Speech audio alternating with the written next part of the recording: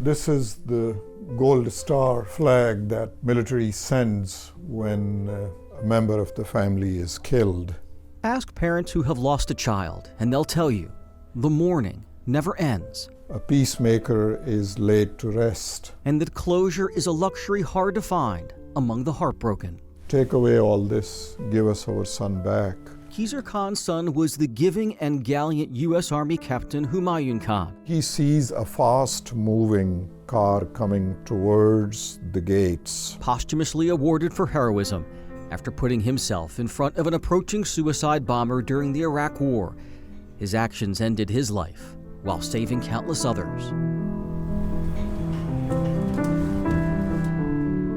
The same Captain Khan whose name adorns a U.S. post office in Charlottesville, near his parents' home.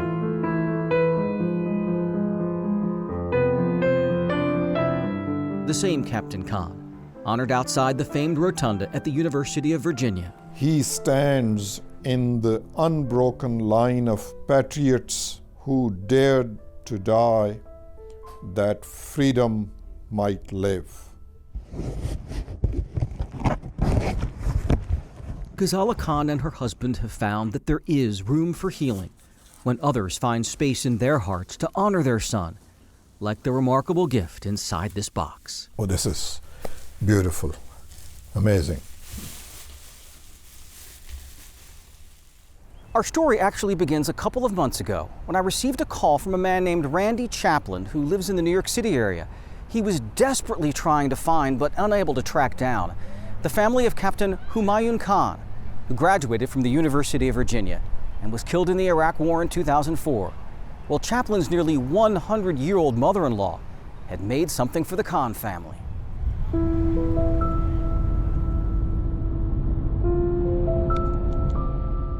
So I drove one day from Virginia up I-95 to the Jersey Turnpike and into New York City, eventually stopping in a small suburban town to chat with an esteemed artist born nearly a century ago.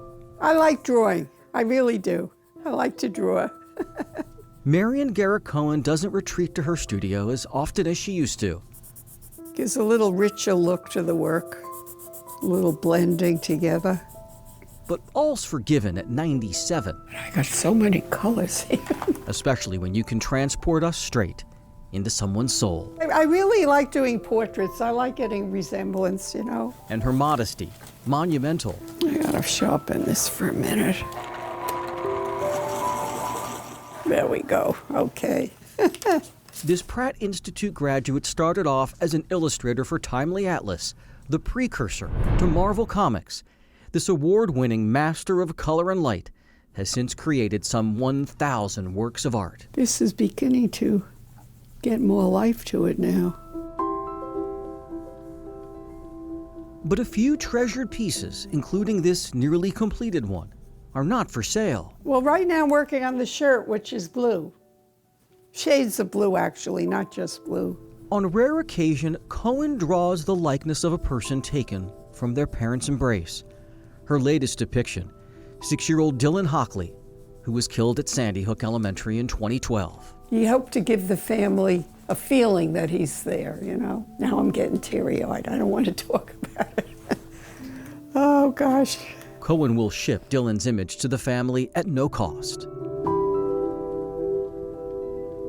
We're here in this moment because of another portrait, the one holding steadfast to Cohen's dining room wall since 2016. I worked a long time on it because it was difficult. Doing the U.S. was hard. Cohen was watching the Democratic National Convention in Philadelphia when Mr. Khan posed a pointed question to then presidential candidate Donald Trump.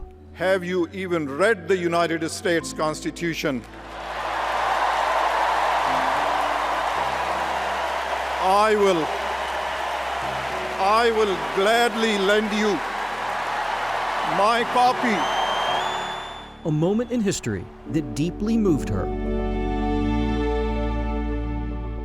Have you ever been to Arlington Cemetery? Go look at the graves of brave patriots who died defending United States of America.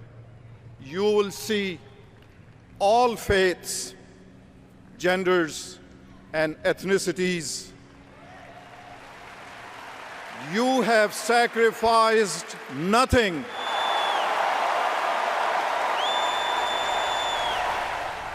She finished Captain Khan's portrait 2 months later, but it remained in her home for 4 years.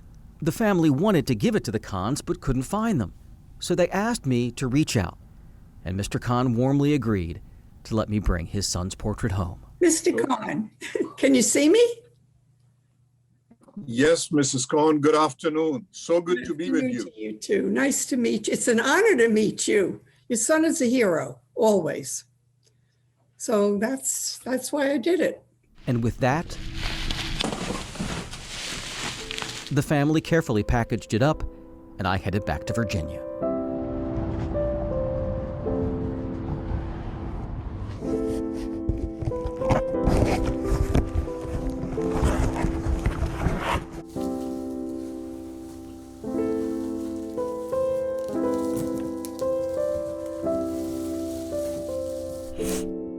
Well, this is beautiful, amazing.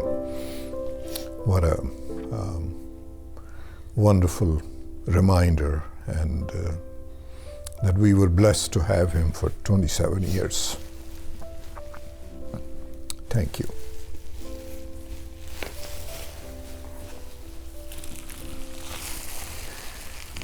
It's beautiful. The thing that is most looking like his eyes. It's a beautiful thing she did for us. Yeah, she has really captured the expression on his face. Like he's going to say something. I'm very proud of him that he gave his life and he saved thousands of people there. And I thank my God that he gave him to me,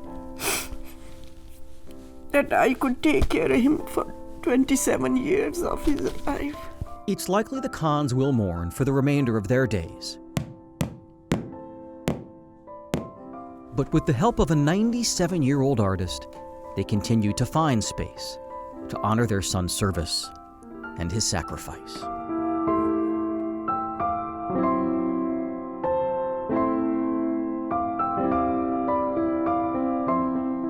I'm Jay Korff for 7 News.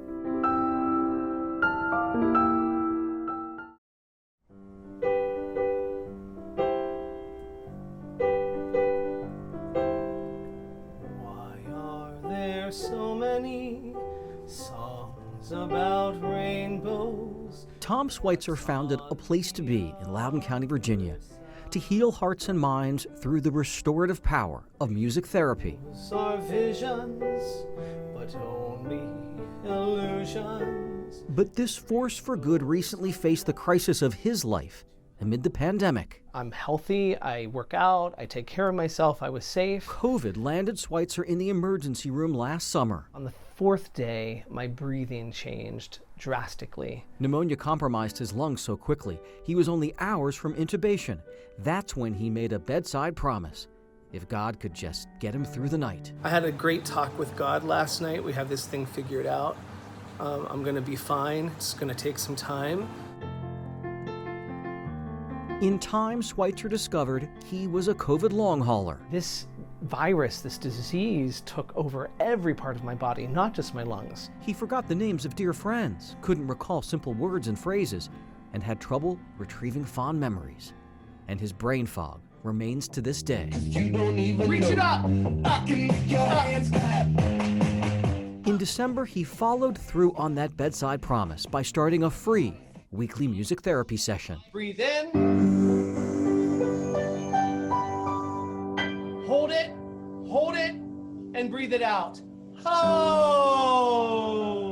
For fellow long haulers. It's so weird. Like one day I can feel okay, and the next day I'm like dragging and can barely get anything done. Sessions include moving, singing, and talking through dark moments of continued struggle. 2020 was like the hardest year of my entire life, hands down. I feel like I almost died.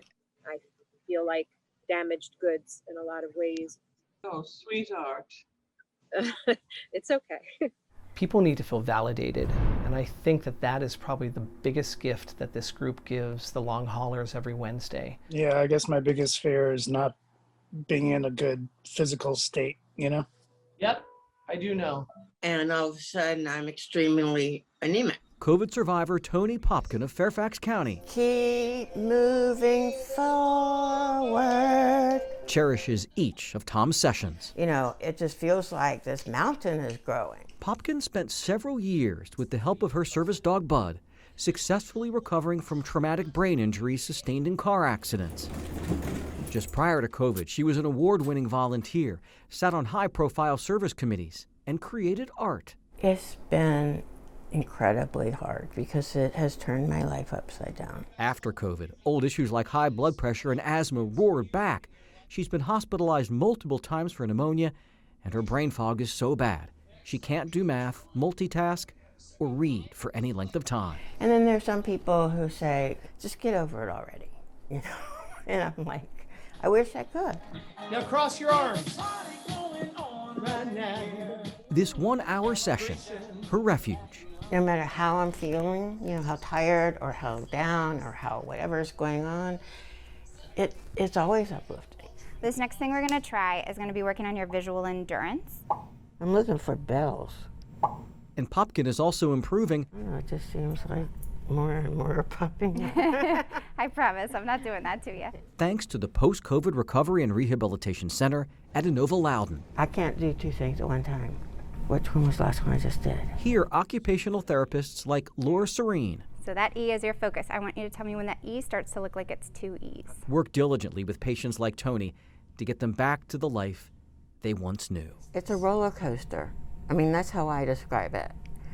Is I'm on a roller coaster, and I don't like roller coasters. I hear so frequently that people are physically better, but they still have that cognitive fatigue. They have difficulty multitasking. They have difficulty problem solving, and everyone just says you just have to deal with it. It's going to get better. It may not. You may need some additional help. Think about this with COVID. When the night has been too lonely and the road has been too long. It's hard to know if the long and winding road of COVID will ever disappear, but for some, it sure helps when you can share the ride with a friend. But my voice sounds a lot better. Yes. Totally. And people are telling me my color looks better. I couldn't have found a better group of people.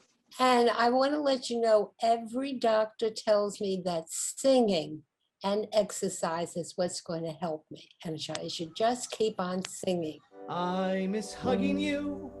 I miss holding you.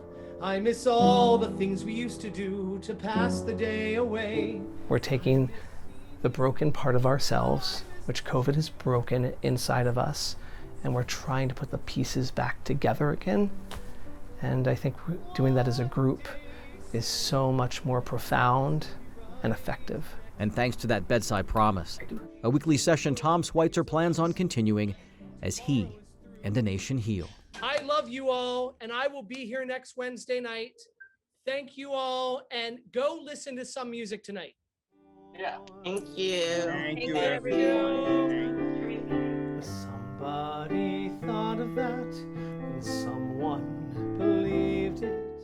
I'm Jay Korff for 7 News.